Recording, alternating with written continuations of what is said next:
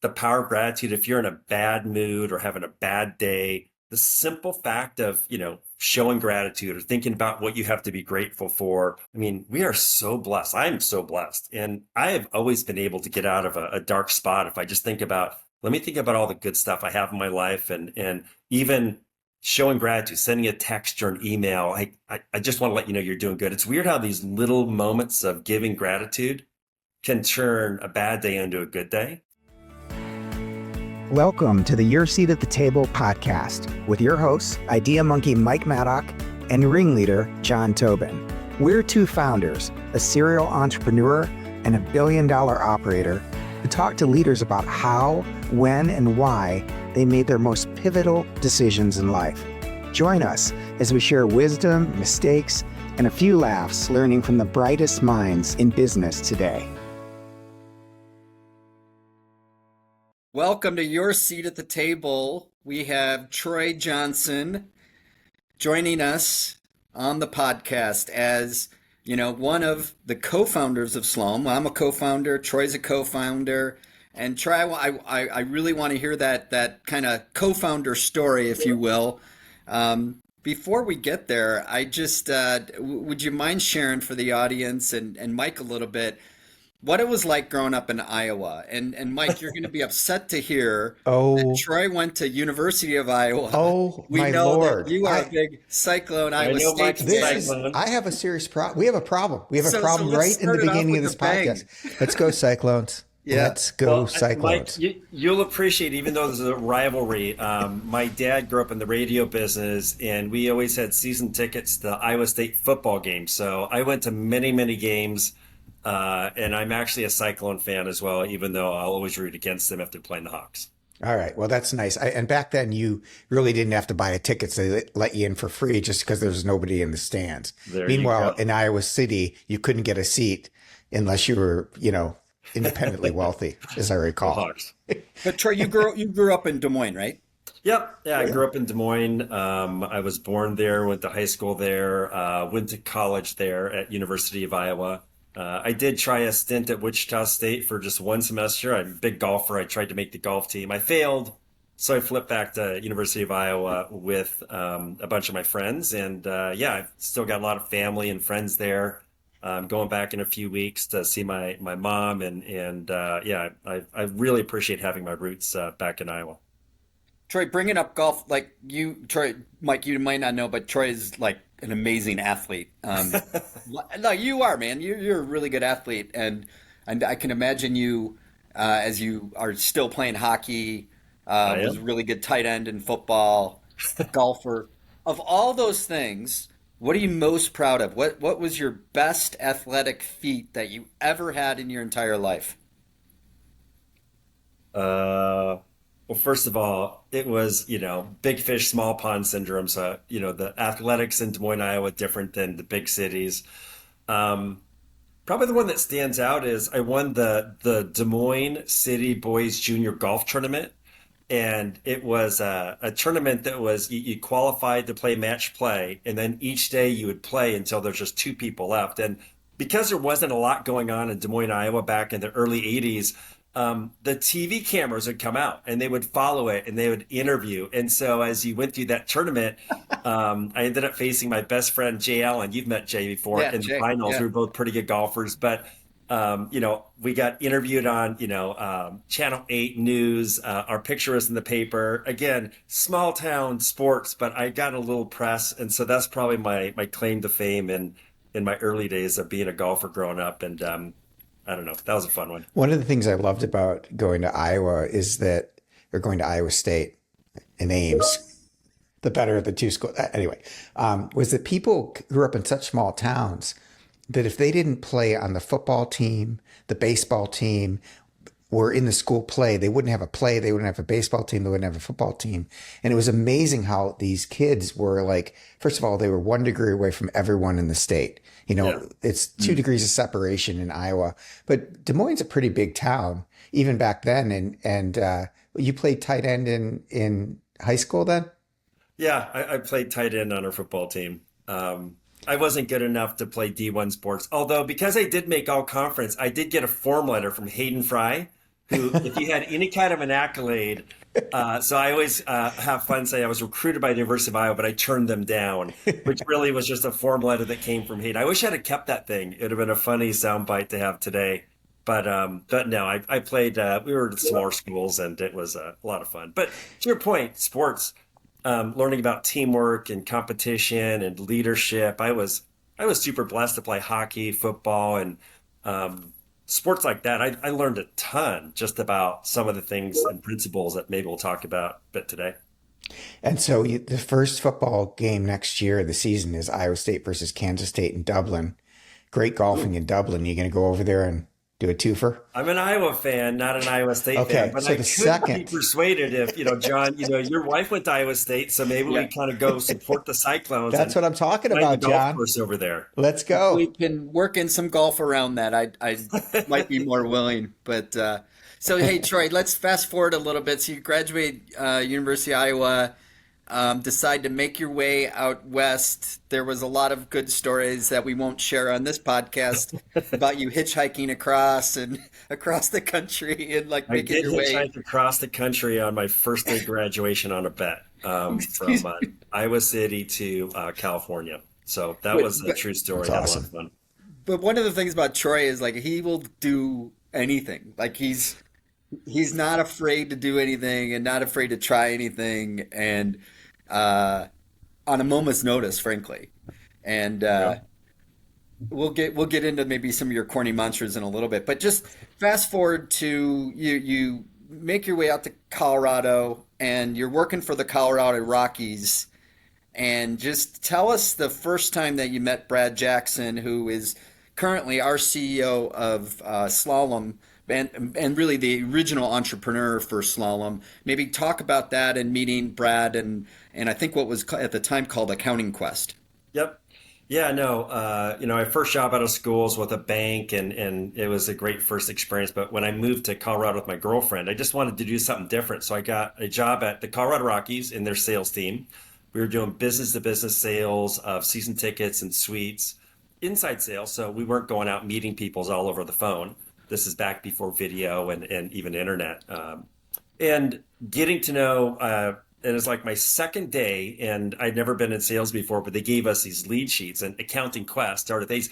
I had the A's and B's. And so I was calling new businesses that had just formed in the spirit of, hey, new businesses may want to use Colorado Rockies seats to entertain customers, right? So I think it was my second day on the job. I called Brad and I got a hold of him and got talking to him.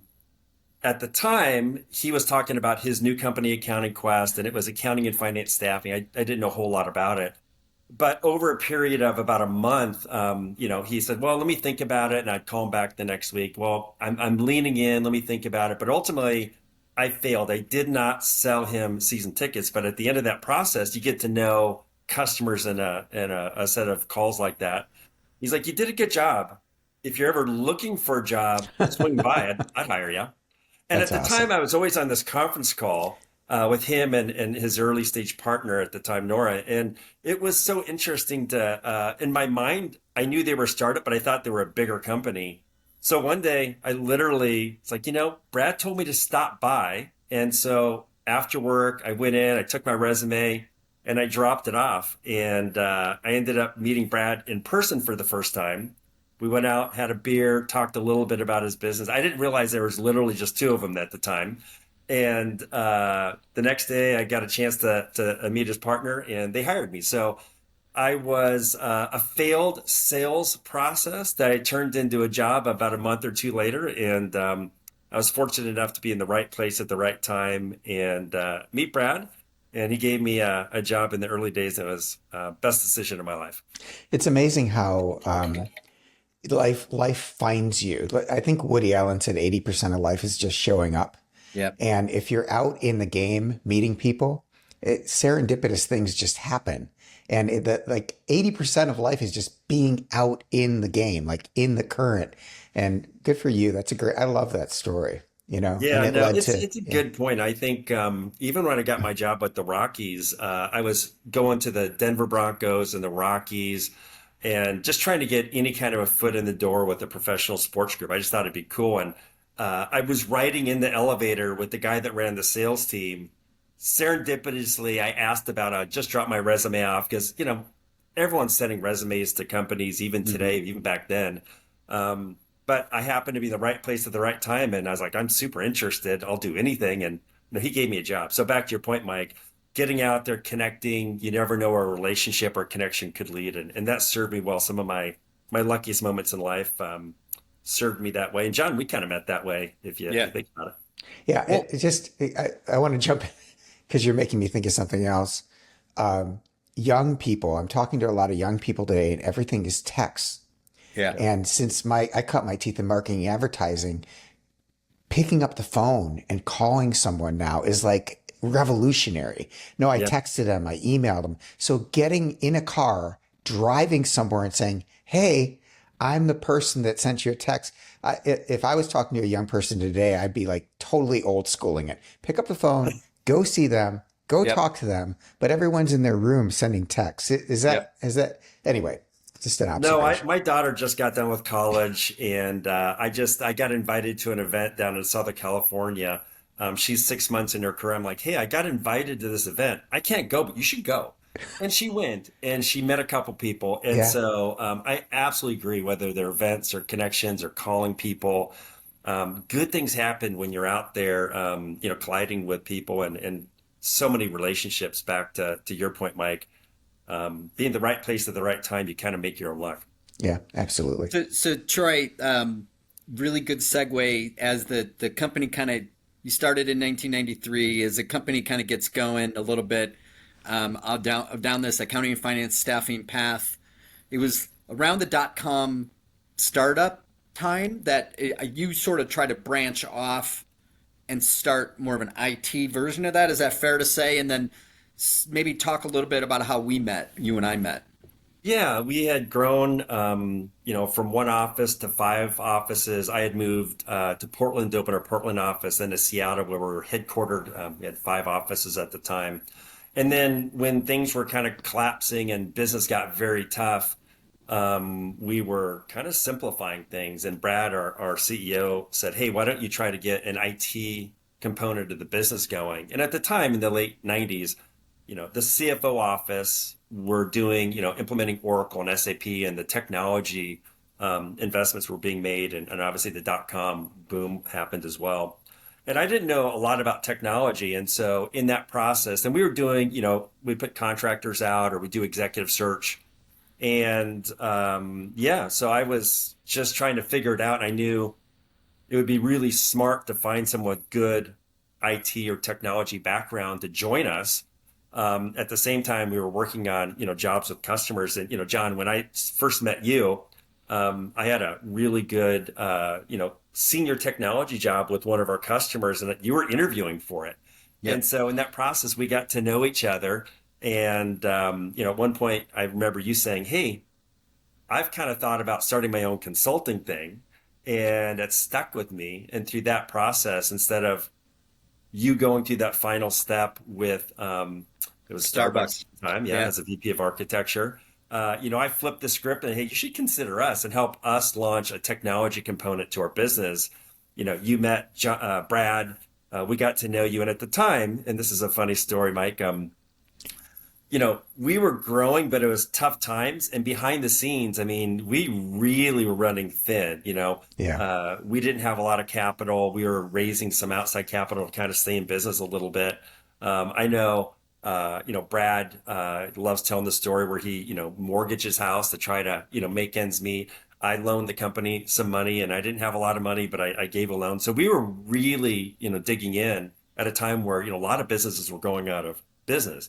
But John, when you joined from what were really challenging times, you joined, and that first year took us a little time to get going. But ultimately, one of the best decisions we ever made as a company is getting John on board. And John, thank you for saying Yeah. yes. I remember we were talking. You were in Disneyland with your kids, and we're talking shop. I'm like, "John, you should come join us or go to Starbucks. This is the better play." And you took less money to join us, but you're an entrepreneur at heart, I believe. And man, Yeah. last 30 years have been great and Yeah, I fun. did. I did kind of zero research because I Which think is if I did not even like an you, inch of actually. research, I would have never done it. And so it did work out, but I remember like the 1 month in, and literally like we had to skip payroll. And I'm like, oh my God, what have I done? I've ruined my career. And one of the funny stories, Mike, was with Troy. Like it was miserable 3, 4 first months because, it was, again, the economy was terrible. And I'm trying to start this company, not really knowing exactly what to do and how to get business. And I sold before at E&Y, but that was like with a big company, and I sold through delivery, but Yeah. like almost doing cold calling, and like that's very different. And so it was a grind the first 3 or 4 months. But what really kept me there was Troy, because we started playing golf together. And even though like the job was miserable, we would have these weekly golf matches. Like we'd get the very first tee time at 5 a.m. at these different local courses, and I'd be home by like 9, where the kids were just waking up and stuff. So like that kept me going. And then tag Troy, if you remember, Thursday Yeah. after golf, after work and golf. And yeah, it was like more social things that kept me in the door, that kept me in the game. Kind of okay, just keep going.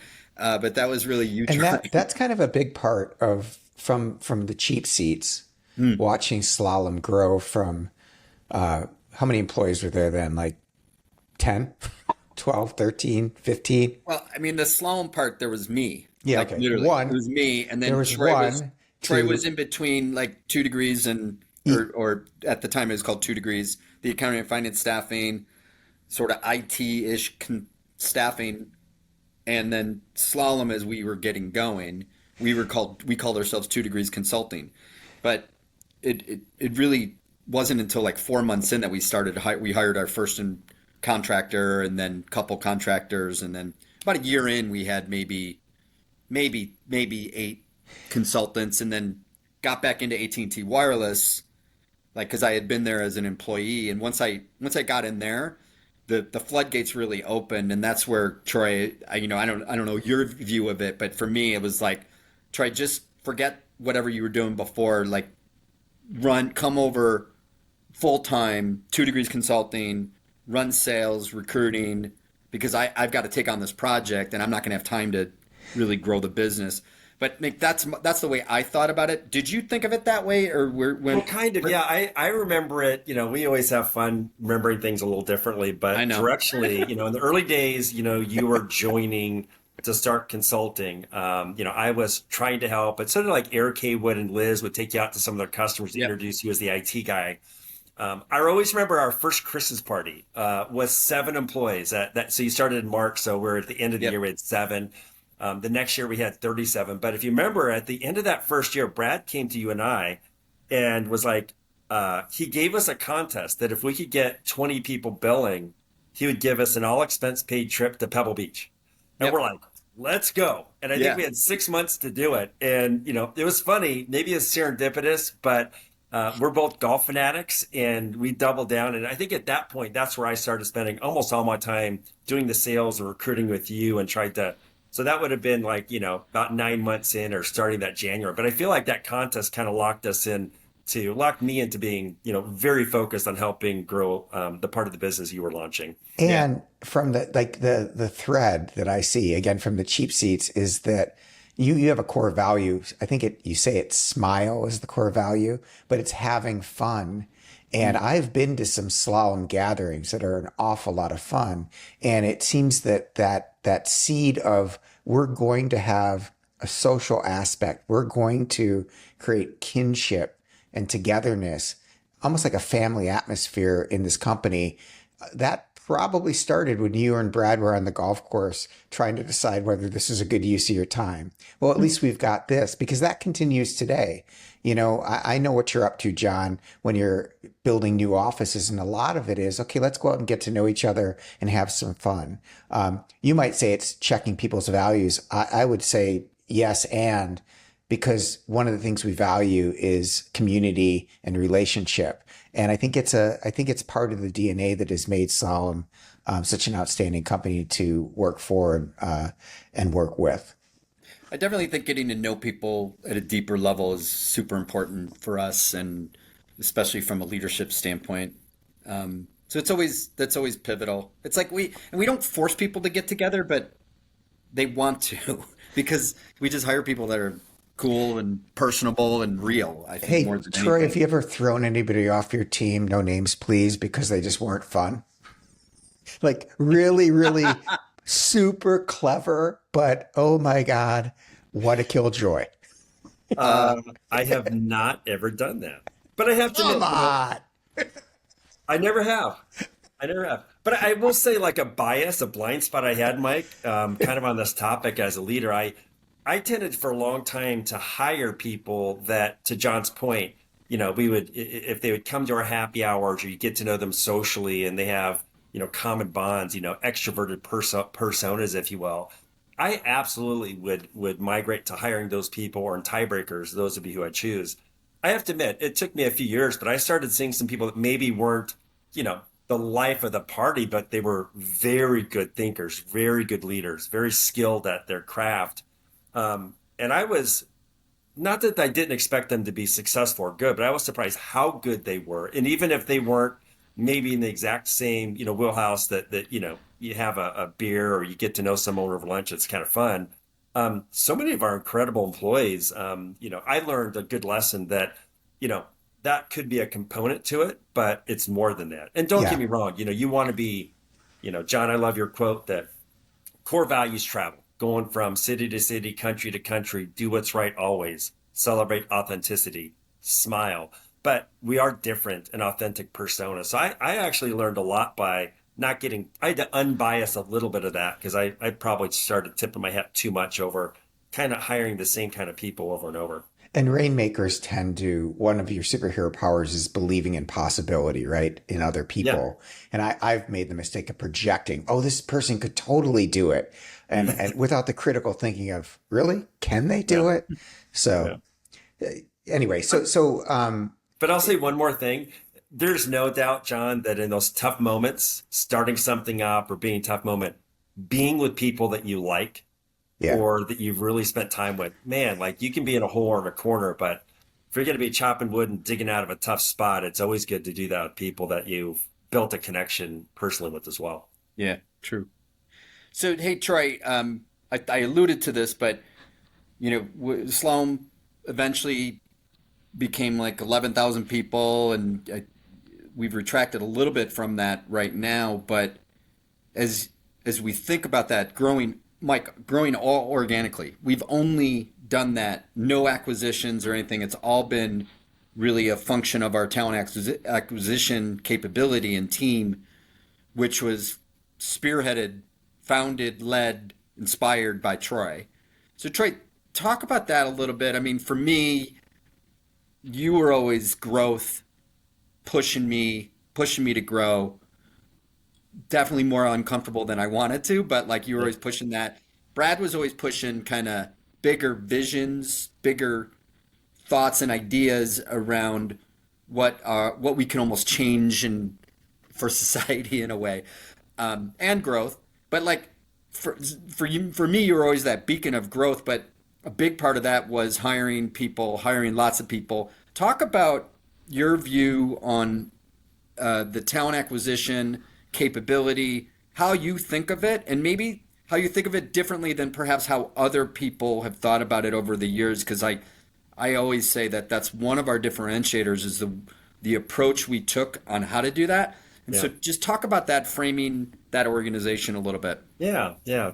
Thank you. And by the way, the the success we had in part was we hired really good talent acquisition teams. But John, I'll give you credit building a culture of recruiting where Mm. you as a leader would take a meeting anytime, anywhere, whether it's a senior person or not, like, hey, I'll tell our story to you. And back in the early days, we were such underdogs. We needed to sell ourselves person by person by person. So back to, the question though is when I was the staffing routes, I think served us well as we grew Yeah. our consulting, teams from a recruiting perspective. And, one of the things I learned in the early executive search days was that, and this is before the internet and your old school handhunting, and, a company would say, hey, I need to hire this particular person. And you would go start trying to find good people.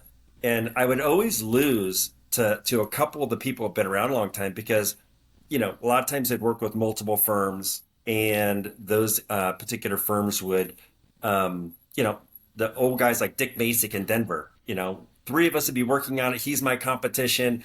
As soon as we all found out there's this cool new job in Denver, like he had calls out in the next 60 minutes because he had spent years getting to know these people. And I bring that story up because one of the philosophies I think in good executive search and headhunting is if you go out and you know all the best people, when an opportunity arises, you're already ready to go, which is the different than, hey, we need to go hire these 5 people, and then you got to go find them, and it takes a lot of time. So I think that ethos of good executive search, where you're constantly, your goal is to get to know all the best people, and then hiring is just a byproduct of having a great network. I think that served us really well. And then the other thing I learned, John, was that, if you were to call 10 people and say, hey, are you looking for a new job? Maybe 20 to 30% are actively looking, 20 to 30% are not looking and they're perfectly happy. But a good 50%, they're not looking, but if there's a better opportunity, they would listen. And I think that's another element, John, that we always had is, so many traditional recruiters, both today and in the early days, the TA teams will be like, hey, I work at Slalom. I've got this really cool opportunity. You're looking for a new job. 70% of the people say, no, I'm actually not looking. But if you reframe that, it's like, hey, I want to really get to know you and make sure I know more about you, make sure you know more about us.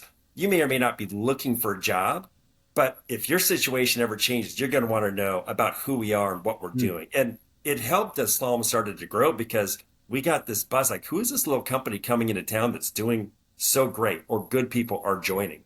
And I always felt, John, like if I could get to know a person, Slalom had so many great things.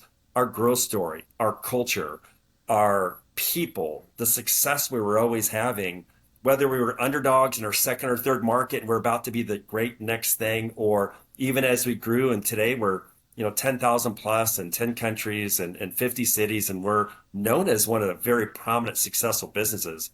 We always had a lot of tools in our toolkit to share with people to get them excited about our company. And so back to that point, John, I always felt like our TA team was very special. Go get to know the best people.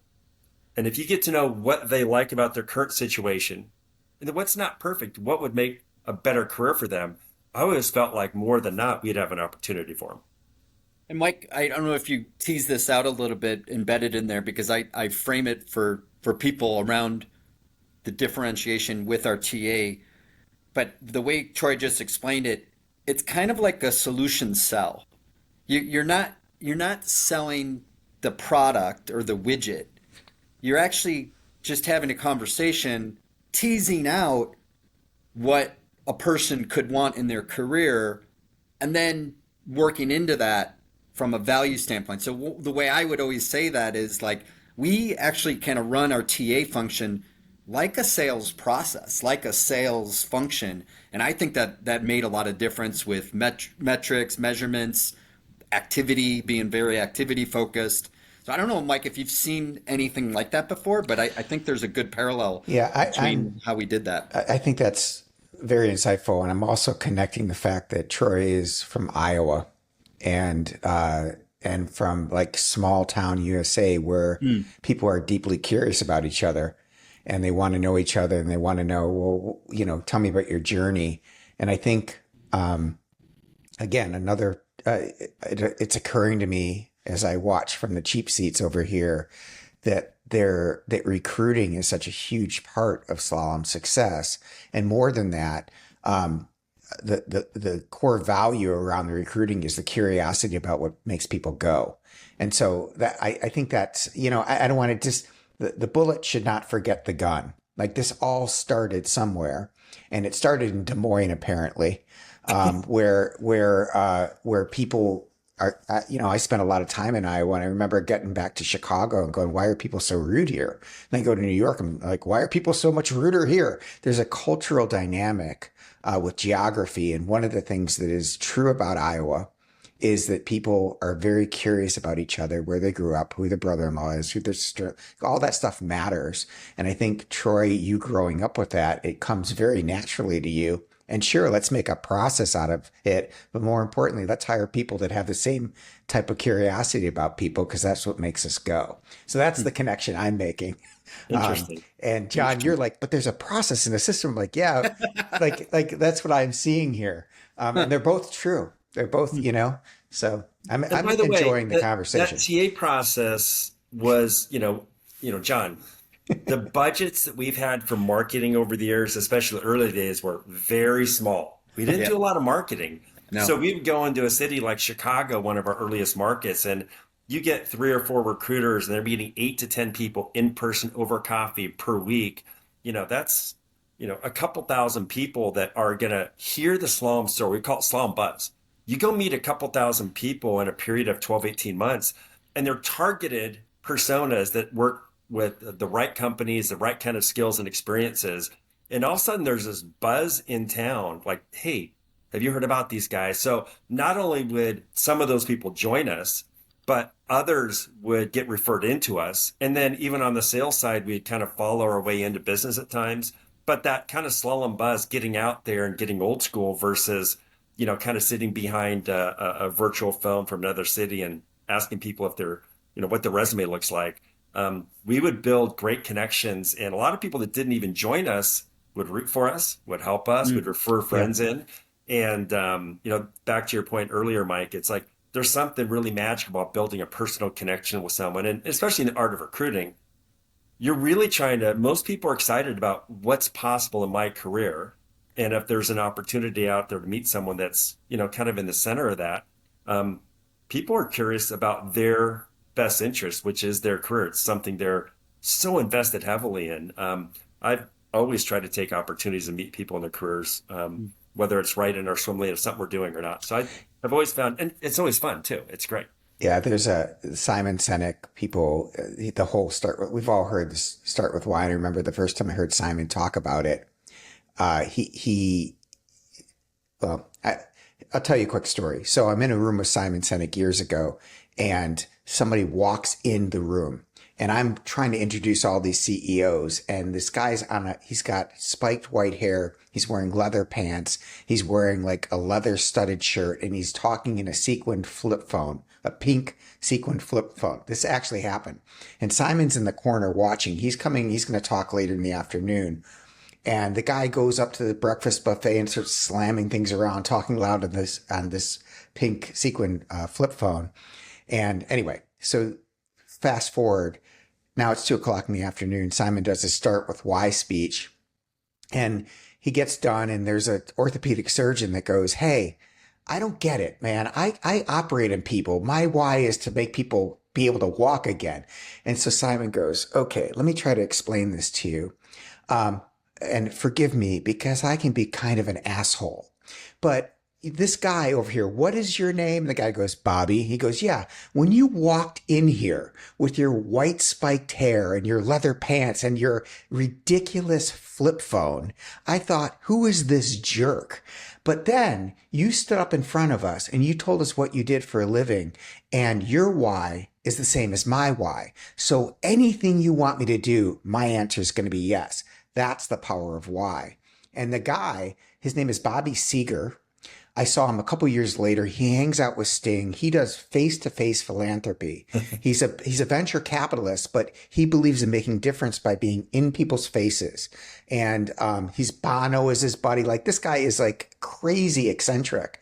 And it made me think that I've referred a few people, that's a Midwestern term, Troy, few people to slalom. I think about like Deb Robinson, who works in Chicago. Yep. I knew Deb for years, and she's like, "Hey, I'm looking for a new gig." I'm like, "You should work at Slalom," because Deb is she carries her values like Slalom values. So I totally agree that when you build a culture right, it attracts the right people. Like it's kind of like Simon said, it's like a moth to a flame. People understand what your purpose is, they intuitively know it, and good people come to you. So And sorry for on the the long value story, piece, but that's what comes up. John, I can remember in the first few months, you on a napkin wrote your five values, do the right thing always, focus on outcomes. And the number of times you've referenced values in a one-on-one meeting, in a quarterly meeting with a customer, kind of your point, Mike, the power of, Simon Sinek's why, but like that fabric of connection is pretty powerful stuff. We have Mm. lived and breathed their values, and it's our North Star in tough moments, but it's also a magnet because people want to be a part of a company, a culture, a group of people that, are making a little bit of a difference in the world. So I appreciate, if nothing else, getting all of our slalomers on this common ground. And I certainly have, jumped on those coattails to talk about our values with a lot of pride. Wait, is Yeah, love it. slalomers a noun? Is that a noun that I was unaware of? Yeah. Slalomers? Yeah. We, We also slaloming if you're having a lot Oh, of you fun. slalom, yeah, yes, slaloming, slalomers. The slalomers are To slaloming. slalom or not to Got it. slalom? Got I it. say Slalomers. Yeah, it's kind of like it fits like a Smurf, like Smurf It or feels Smurfing. Smurfy. I Yeah. like it. Slalomers, yeah. So, I hey, was slaloming last night with the Seattle sales go-to-market team at a oh, barbecue. It was nice. super fun. So I'm still hanging around with some of my old peeps there, but Love it. yeah, slaloming. We need to have verbs and adjectives, and You got to. you name the So component Troy, of the. I want to jump forward a little bit, just fitting with the theme of the podcast around your seat at the table, and when at Slalom, when did you feel like you had a seat at the table, and then if you can put that in the context of maybe a decision that you were a part of or a decision that we made. I loved it for you to share that, like when you felt like you had that seat at the table. This is a decision that you're a big part of, and then how you went about helping make that decision. Great question. Going back to early days, honestly, kind of from day one, one of the things I appreciated from Brad Jackson in the earliest days is he would show us our financials. Hmm. Like we're one office, two, three, but he would always show the financials. He was always very transparent on the business, which not all companies are leaders. I've invested in a small company here that doesn't do that, and I'm like, hey, you should be more transparent. But long story short, from the earliest days, one of the first decisions, we ended up getting into. After my first year, I was like, I want to help open offices, and we opened our Denver office first, then our Seattle office, and I'm like, Brad, I want to help open an office. I think I can do it. And he didn't really believe I could. So he gave me this astronomical sales goal. Like, if you get to this goal for sales, I'll let you open an office. Well, what do you think happened? I worked my butt off and got to that goal faster than he thought. So that's when I went and opened the Portland office. So maybe my first experience, back to your question, was getting to open an office in Portland.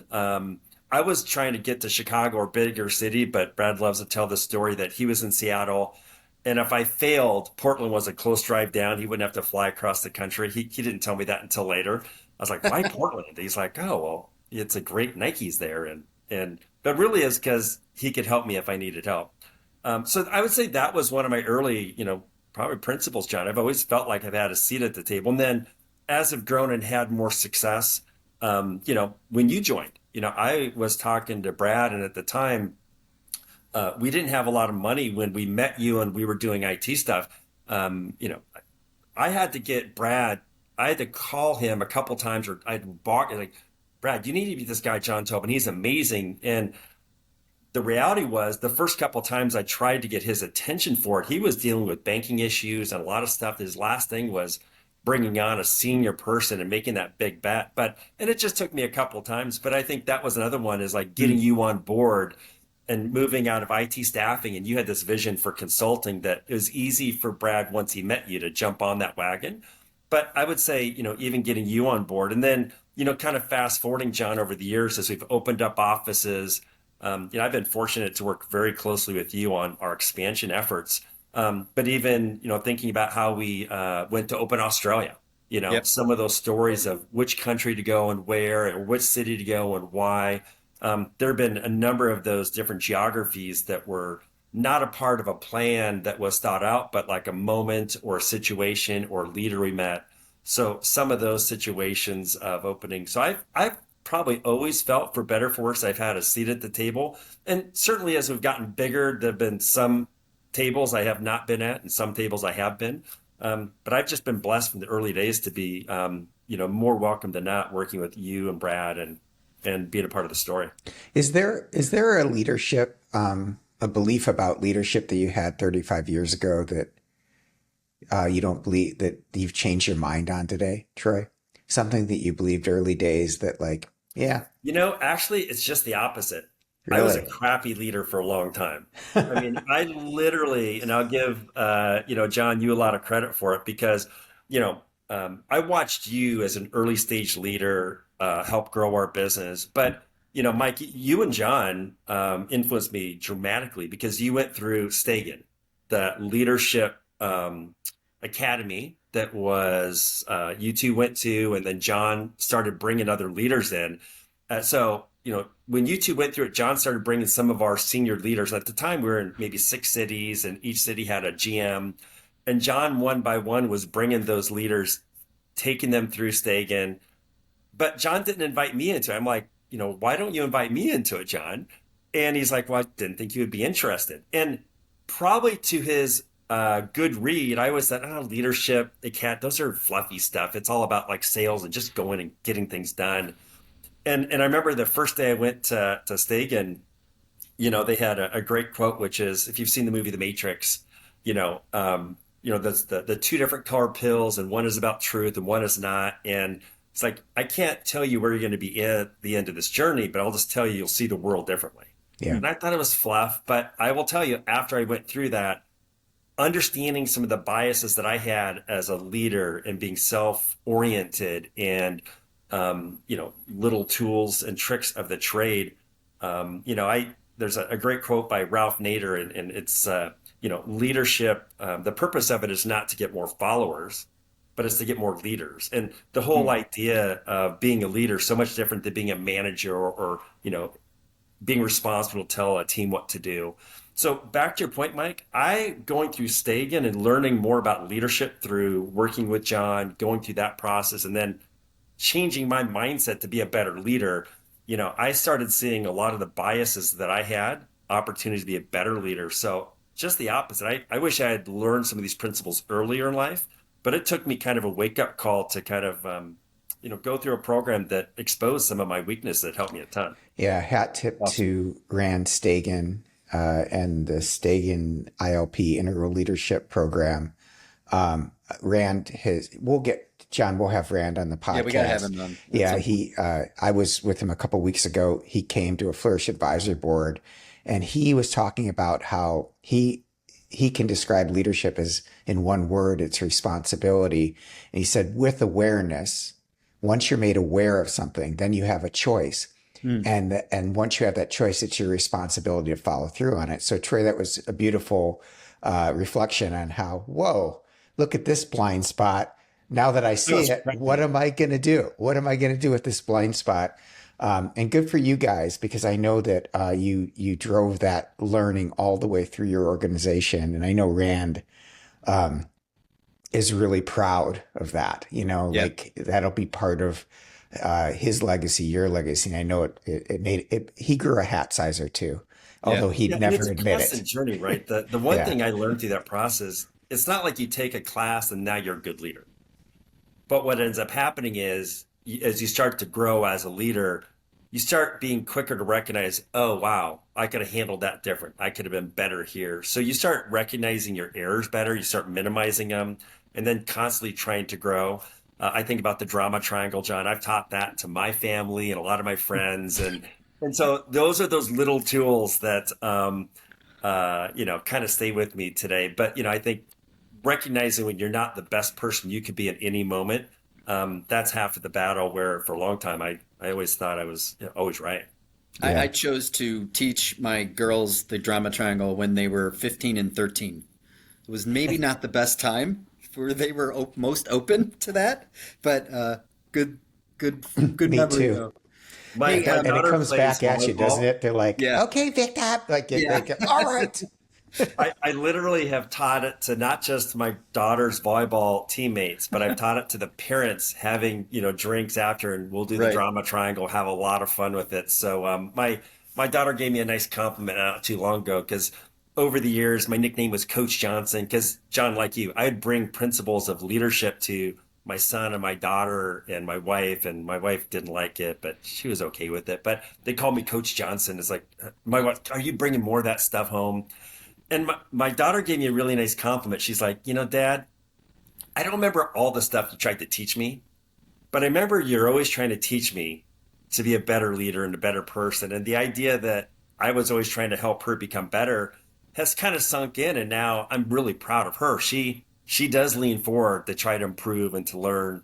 And, she's early career, but I'm super proud of how her mindset of growth and just, being open to feedback is great. So anyway, off on a tangent. Love it. That I love Maya it. Angelou, they don't remember what you say, but they remember how you feel. And That's Yeah, yeah, right. yeah. so anyway, it's a Love it. cool compliment I got And from her. a quick toast to the heavens, to David Emerald, who we lost about a month and a Yeah. half ago, Mhm. who wrote The Empowerment Dynamic, which is Yeah. basically he carried the empowerment dynamic, the drama triangle through Stagen, and has given a gift to tens of thousands, if not So many hundreds of of us. thousands Yeah. of people with There his was, teaching. I've read that. I've passed that book out to many people. Yeah. It's something that transcended my slalom days into my family and definitely a good book. Yeah. It's been a quick 45 minutes already, Troy. We're in a little bit of a lightning round here now.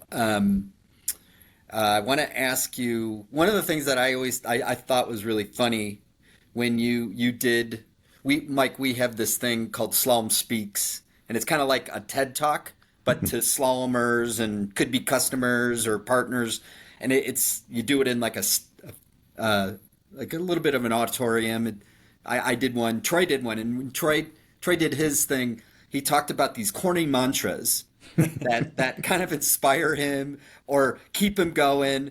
And for me, like I was on the receiving end of those corny mantras throughout my time that I've got to know Troy.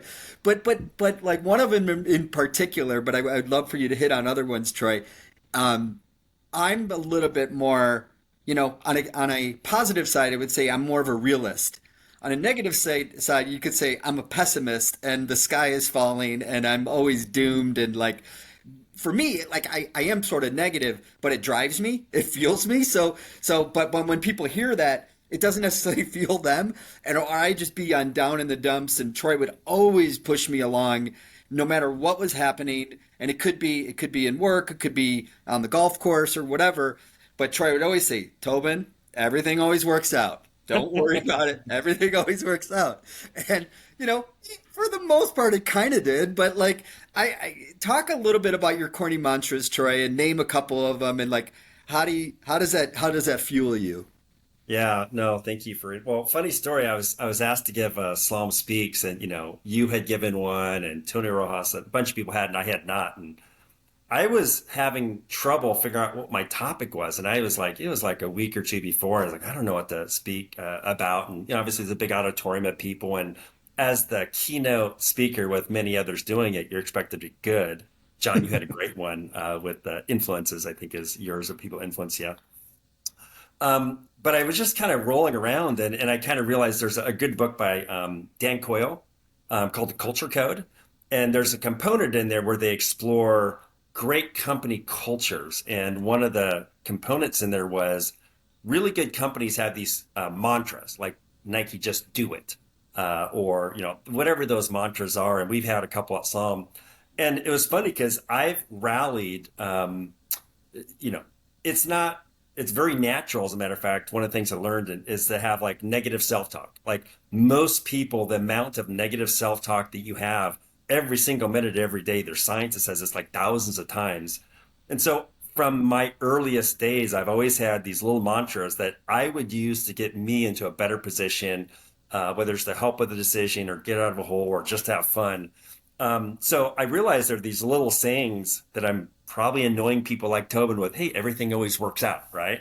So I've got a bunch of them. One of them is especially around leadership, making calls and decisions like, is it easy or hard? Is it good or bad? I'm like, what's the worst that can happen?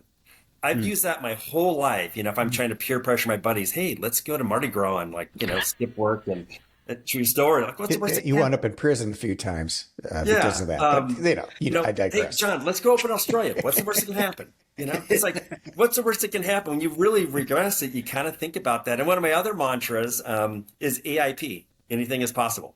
It's like, oh my gosh, anything is possible if you have the right people and you have the right resilience. So I have all these little, corny mantras that have followed us around. WD, world domination, was something we talked a lot about in the early days, which the cartoon Pinky and the Brain, there's these two lab rats that try to take over the world. We just had fun in the early days as the ultimate underdogs, small little slalom with 50 people trying to take on Accenture, WD and growing. And today in the geopolitical stuff going on, it's probably not appropriate, but it was a mantra that a bunch of us used in the early days, just to like, we can take on, any big competitor out there, even if we're the smallest of competitors.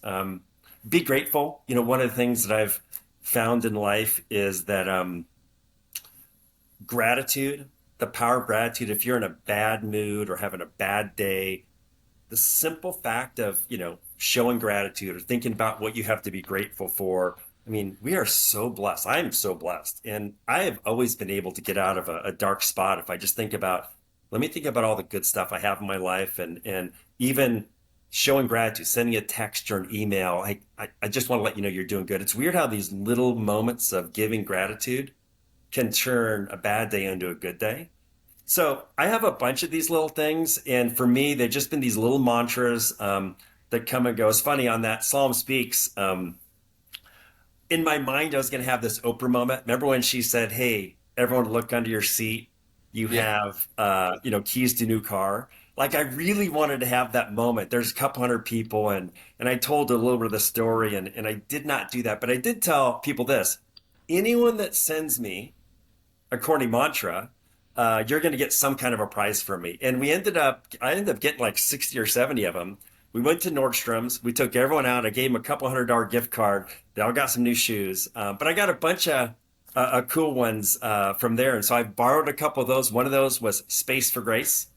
Mm. Give yourself space for grace. Don't be so hard on yourself. John, that's a good one for you. You're always so hard on yourself. Space for grace. It's okay to give yourself a little space for grace in moments where you didn't do your best or could have been better. So I love these little things. They're little psychology twitches for me to definitely try to get out of a bad spot, but also, put and amplify good spots or inspire other people.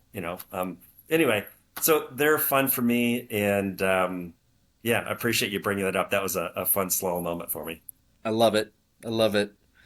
Mike, anything in closing? I think you know a lot of our story, but I think you got a little bit different insight, especially different side of it from Troy, as we finish up here.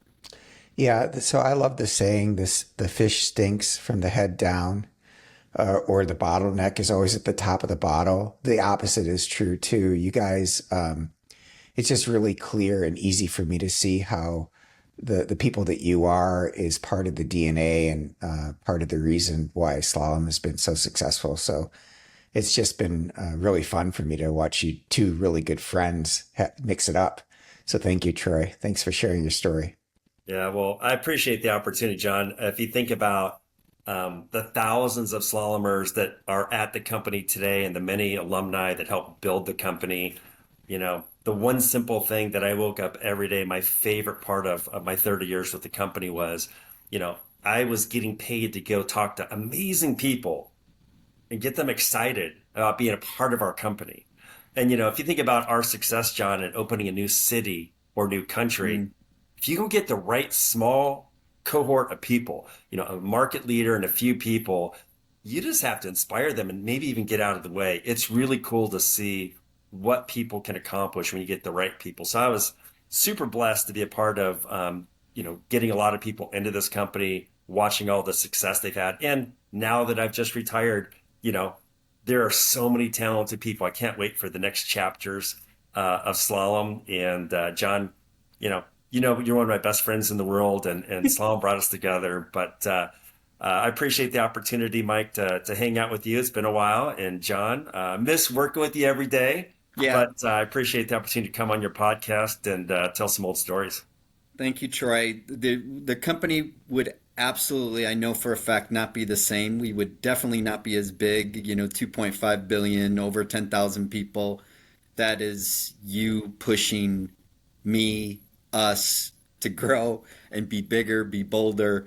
And you were always that wind behind me to inspire me, but also really, really encouraging and give me confidence. And so just thank you for joining us on your seat at the table. Thank you for everything you've done, and look forward to really hanging out with you, especially this summer, Troy. We've got to get out there and win our next major. All right. Well, Like hey, we won three member guest tournaments in Yeah, golf. And shocking. so we've got to, The other thread is competitive. Like, hey, yeah. I'll tell you what, Troy, I'll buy you a new car if you build a spaceship. I will build a spaceship. You got to love that we've also competitive played in a drive. lot of those tournaments, so it's a numbers game a little bit. But Yeah. John and I have learned how to partner together pretty well on the golf course. And there's handicaps, and so we're And not the best humility. golfers out there. But it's a ton of fun. John, we love competing together, and yeah, more fun, smile, and thanks for all you're doing at Slalom. And Mike, this is really cool. I appreciate the podcast and all the stuff you're doing. You're definitely a leader out there making waves and helping others get inspired. So kudos to you too. I think there's only two words left to say, Troy. Go Cyclones. Oh gosh. Thanks, Way Troy. to end. Way Thank to you, end Troy. that up.